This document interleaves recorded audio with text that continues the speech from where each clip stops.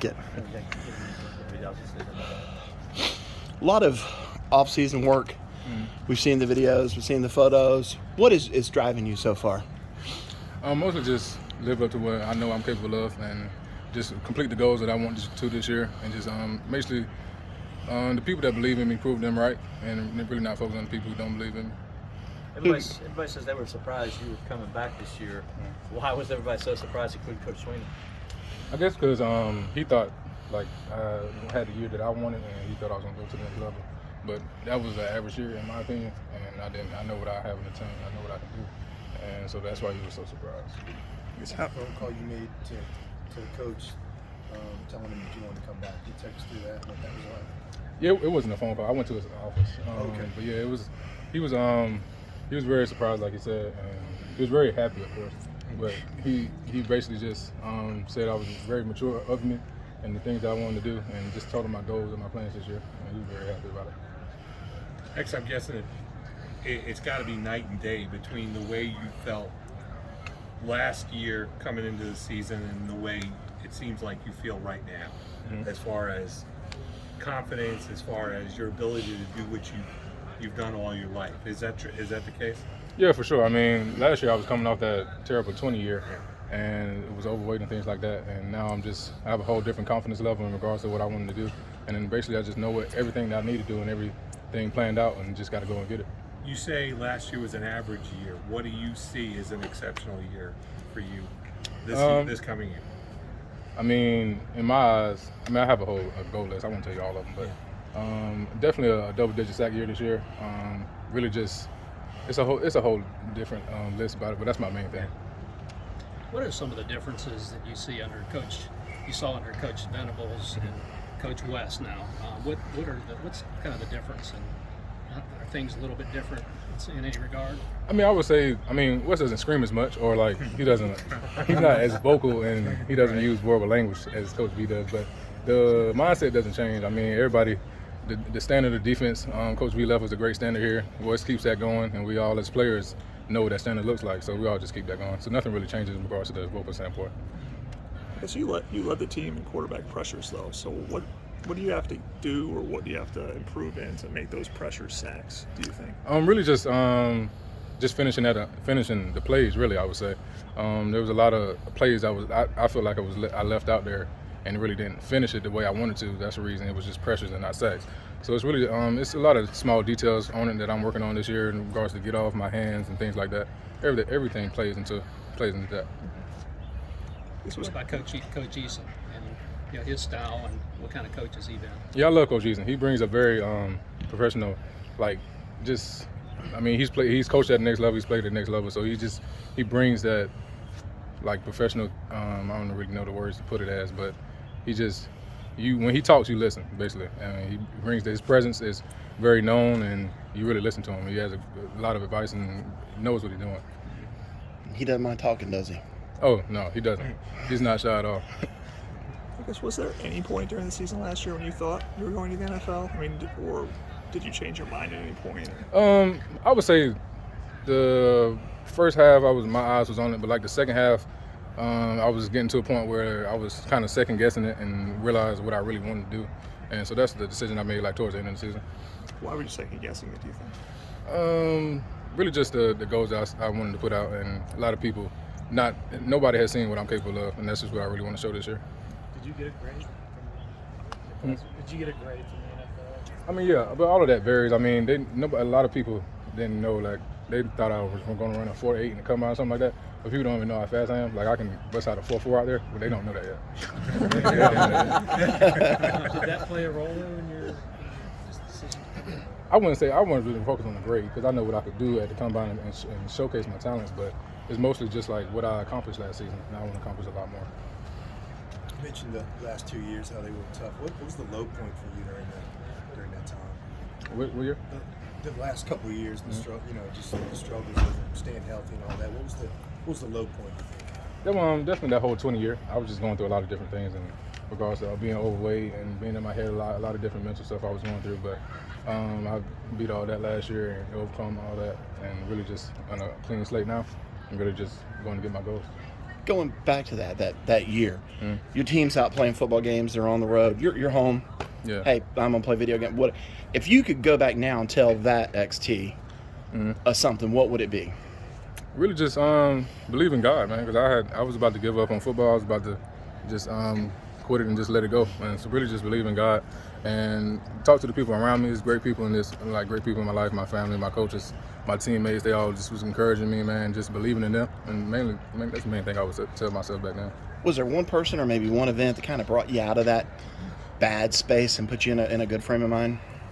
I wouldn't say a very specific event. I would say just like talking to a lot of different people, like my coach Sweeney and my family and things like that. Those are the main people.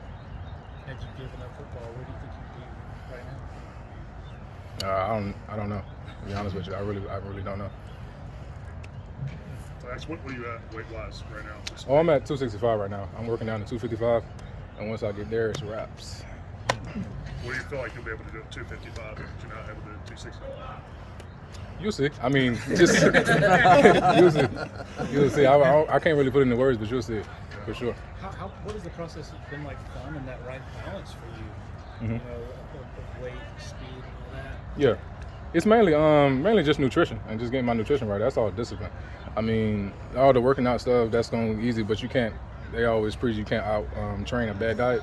So it's really just nutrition and being disciplined at night and things like that. So that's the main thing. But did you bulk up, I guess, too much, I guess, going into 20, just thinking that? Oh, I didn't bulk up. I got fat. Okay. I was getting fat.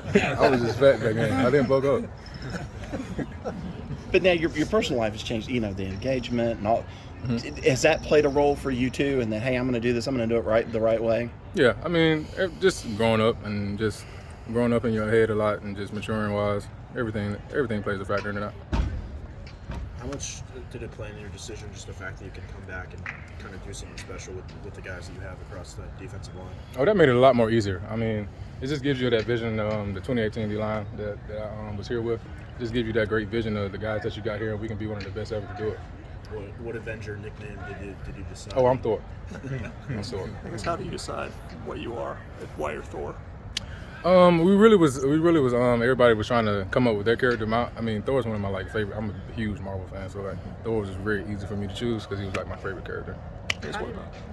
How did Miles get Spider-Man? It kind of cause you know the Black Spider-Man is Miles, so he just it kind of went together. Yeah.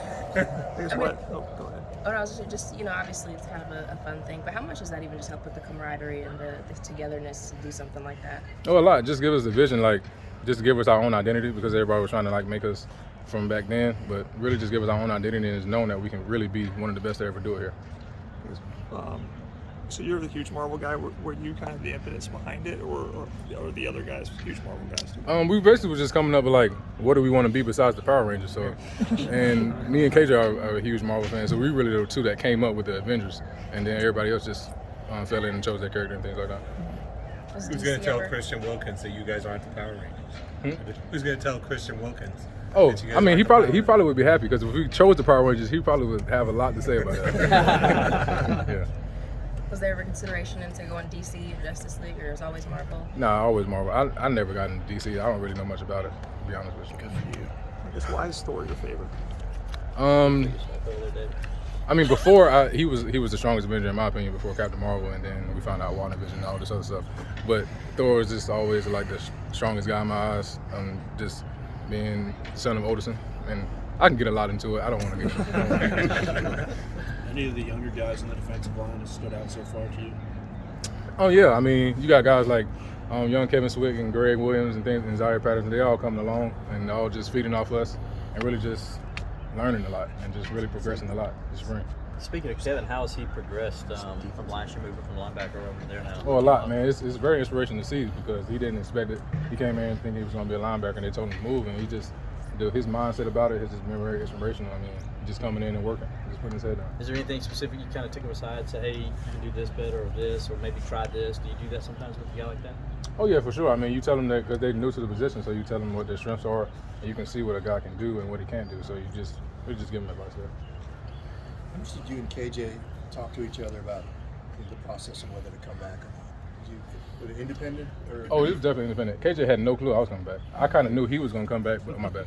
I kind of knew he was going to come back, but KJ had no clue I was coming back. I completely surprised him. what was his reaction then? Oh, he was kind of mad that I didn't tell him, but he was happy. He was happy I was coming back.